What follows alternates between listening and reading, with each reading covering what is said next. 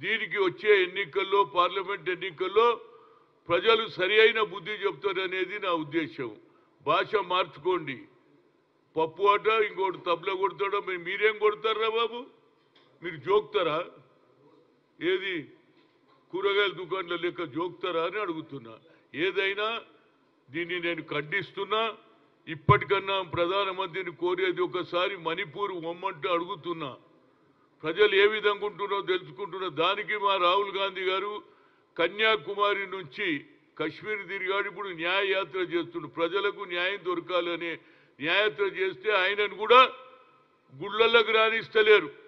గుడి ఇలా అయ్య జాగిరి ఆరవై దేవుడు అనేవాడు అందరికి ఒకటే. దేవుడు కూడా పరిశాన్ ఉన్నాడు. ఆయన కృష్ణుడు కూడా అనుకోవచ్చారేమో వీళ్ళు మానవ సేవ చేయమంటే మానవులు విడిచిపెట్టి నా సేవ చేస్తున్నారేమో. ఆడ ప్రజలు ఇబ్బంది పడుతున్నారు. మహిళలను రోడ్డు మీద నడిపిస్తున్నారు. మానభంగాలు జరుగుతున్నాయి, హత్యలు జరుగుతున్నాయి. అక్కడికి పోయేందుకు ఒక్కసారి కూడా వీరికి ఆలోచన లేదనేది నా ఉద్దేశం. తప్పనిసరిగా వచ్చే ఎన్నికల్లో ప్రజలు ఇప్పటికే